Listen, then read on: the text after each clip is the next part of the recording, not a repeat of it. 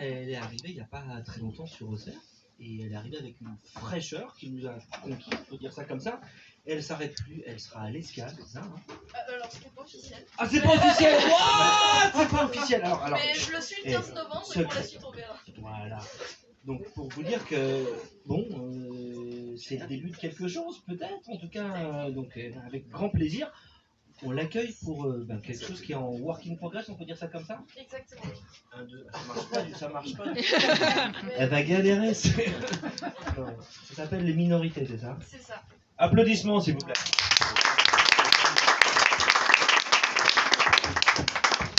Bonsoir à toutes et à tous. Bonsoir. Vous allez bien? Oui. Super, moi aussi. Je me présente, je m'appelle Mélissa, enchantée. Comme l'a dit Ludo, je suis arrivée sur Auxerre il n'y a pas très longtemps et je savais pas trop comment m'y prendre pour faire des rencontres. Du coup, je me suis dit, vas-y, lance-toi dans une carrière d'humoriste alors que t'as absolument jamais fait ça et essaye de faire rire les gens, ça marche à tous les coups. Je me suis dit, au pire, je fais un bide, au mieux, je fais chaud, qui ne tente rien à rien. D'ailleurs, j'aimerais bien tester un peu le public parce qu'effectivement, on voit, mais on voit pas trop, etc. Donc, attention, mesdames, je vais compter sur vous. Est-ce qu'il y a des femmes ce soir? Ouais. Pas mal. Attention, messieurs, ça va être à vous. Est-ce qu'il y a des homophobes ce soir? Ah, ça suit un petit peu moins par là. Non, je déconne, on va se marrer. Ce soir, je voudrais vous parler d'un sujet qui me touche particulièrement à cœur. Je voudrais vous parler des minorités. Exactement. Donc, c'est un sujet qui me touche vraiment directement et que je voudrais aborder sans honte, sans pression. Voilà. Je fais partie des jeunes femmes qui entrent dans la vie active et qui sont, petit indice avec la casquette, célibataire, tout à fait. Je peux l'enlever maintenant que la vanne est faite. Donc je suis célibataire et comme les fêtes de Noël approchent, je sais que je vais avoir droit au fameux refrain et toi Mélissa, t'as toujours pas de petite copine? Ouais. Parce que toute ma famille a accepté mon homosexualité. Par contre, le fait que je sois célibataire, ça passe pas. Surtout auprès de ma mère. Bah oui, mais ma chérie, va falloir t'y mettre, hein? L'horloge tourne. Pense à ta future copine. Si vous voulez adopter ou faire une PMA, ça prend plus de temps que les 10 minutes de missionnaire que doivent faire tes frères. Bah merci maman, je laisse. En vrai, je dis ça, mais j'ai beaucoup de chance parce que ça s'est très bien passé pour moi quand j'ai annoncé à ma famille que j'aimais les femmes. Enfin, que j'étais lesbienne, je peux le dire, le mot est pas tabou aussi. Non. Nickel. Je pensais être avec un public de vieillons plus rageux, mais on est bien là aussi.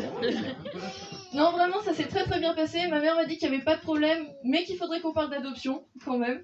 Mon grand frère s'est pas exprimé, du coup ça s'est plutôt bien passé. Et mon plus petit grand frère, enfin celui du milieu quoi, lui il a été adorable. Il m'a dit ah trop cool, on va pouvoir aller mater des culs en terrasse comme des bonhommes. Je me suis dit pourquoi pas, si ça lui fait plaisir. Le mois d'après je ramène une fille à la maison. Elle était bi, j'étais amoureuse, il se l'est tapé. Ce sont des choses qui arrivent apparemment. Non mais vraiment voilà, j'ai beaucoup de chance. D'ailleurs, je viens de passer que j'étais lesbienne célibataire. Maintenant on arrive au moment où je vais vous dire qu'en plus je suis riche. Voilà, parce que franchement ça m'avait un petit peu bousillé cette histoire quand même. Il avait pécho ma copine et tout, c'était la première en plus. Non je déconne pas du tout. Non en vrai ça allait bien. Je faisais des études à l'époque pour être prof d'anglais à Dijon. Donc c'était le feu tous les soirs et tout, j'étais devenue alcoolique, c'était incroyable. Et à cause du Covid, j'ai dû me réorienter. Donc maintenant, je suis conseillère en assurance à Auxerre. Donc 2 péniches, 2 ambiances. Hein. Mais franchement, on se met bien. Vraiment, je vais vous parler un petit peu du salaire, mais je suis toujours alcoolique, ma coupe de Chablis 2015 et de Riesling. Donc ça va, on est bien. Mesdames, d'ailleurs, pour les numéros, il n'y a pas de souci. Hein, 06, 07, les 03 pour les darons. Vous y pensez à la fin? Non, je déconne. Et messieurs, j'ai pas envie de vous mettre de côté. Voilà, on parle beaucoup d'égalité homme-femme en ce moment, donc j'ai pas envie de vous laisser sur le carreau ou avec le barreau, c'est vous qui décidez.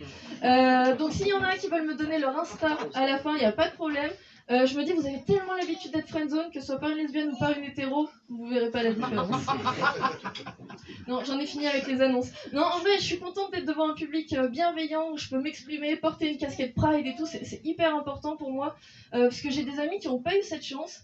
C'est pour ça qu'il y a 2 ans, j'ai décidé de faire ma première Pride à Lyon. Oui, alors pour ceux qui connaissent pas, la Pride c'est la marche des PD, celle où on s'encule tous, si seulement. Non, pas du tout. Mais j'étais à ma première Pride à Lyon et je me suis dit que c'était le meilleur moment pour défendre mes droits, nos valeurs et tout, et que c'était un sacré buffet à volonté. Du coup, j'ai téléchargé une application de rencontre à l'époque et je me suis dit super, je vais pouvoir rencontrer des femmes chaudes de ma région. Non, des femmes qui ont les mêmes valeurs. Et j'ai rencontré une meuf incroyable qui s'appelle Annabelle. Enfin, je crois qu'elle s'appelait Annabelle, mais je sais plus trop. Non, j'ai rencontré une femme incroyable ce soir-là et on s'était dit qu'on allait se rencontrer après la Pride. Donc on s'était donné rendez-vous à 20h pour passer un petit moment ensemble toutes les deux. Sauf que quand je suis arrivée, Annabelle était très très jolie, mais il y avait son meilleur ami, donc je savais pas trop comment me comporter face à ça. Mais je suis allée me présenter, voilà, elle était vraiment très très jolie, je me suis dit c'est pas grave, on y va, j'ai fait la bise et tout, je me suis présentée. Et son meilleur ami me regarde, et de but en blanc me sort t'es quel signe astrologique déjà? Ah ouais, t'es Gémeaux? J'aime pas les Gémeaux. Bah, merci. Moi j'aime pas ta gueule, mais je te le dis pas comme ça. Mais bon, j'étais un petit peu désarçonnée, mais c'est pas grave. Annabelle était très très jolie. On décide d'aller manger au resto, il décide de manger sushi. J'aime pas les sushis, Annabelle est très très très très jolie. Oui, messieurs, même les femmes peuvent être en chien. Ou alors c'est les lesbiennes, je sais pas, mais en tout cas moi je l'étais. Et franchement, je me suis dit c'est pas grave, on va passer un bon moment. Le soir je dors à l'hôtel, donc tu vois, si elle pouvait me rejoindre, ce serait cool. Sauf que c'était une catastrophe. De but en blanc, franchement c'était horrible. En fait ils se parlaient que tous les deux. Et je sais pas, mais moi quand je parle de mes amis à des gens qui ne les connaissent pas, je donne des petites indications pour qu'on sache qui c'est. Du genre Jean-Eudes qui fait de la médecine ou Marie-Christine qui est en sciences politiques. Oui, mes amis sont très très vieux, qu'importe. Et non, eux, ils parlaient de leurs amis par rapport à leur signe astro. Non, mais la dernière fois, j'ai rencontré ma pote, elle est vierge, et elle a rencontré un mec qui était bélier, ils sont trop entendus. Non, mais ça, c'est les étoiles, hein. Ouais, vu ton cul, je croirais pas trop aux étoiles, mais bon, c'est pour ça, pourquoi pas.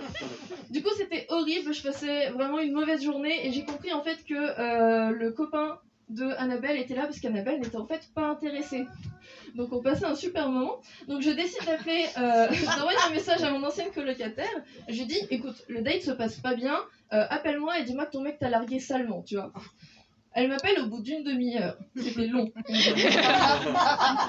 Donc elle m'appelle, je la mets en haut-parleur à ce moment-là directement. Je me dis, c'est le Messie, elle va me sauver de cette situation. Vous le voyez, le moment gênant arriver? Ouais. Il me semblait.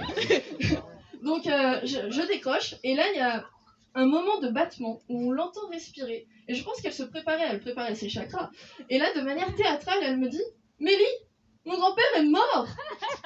Et moi je m'y attendais pas. Du coup j'ai rigolé parce qu'il restait que ça à faire, j'ai pas les affaires parce qu'il restait vraiment que ça à faire et je me suis cassée. Et vous voyez messieurs dames, parfois on se dit que c'est nul de passer son dimanche soir seul à lire l'horoscope dans la rubrique célibataire, mais né à la péniche, on regardera des beaux concerts. Merci beaucoup, bonne soirée. Bravo. Elisa, s'il vous plaît.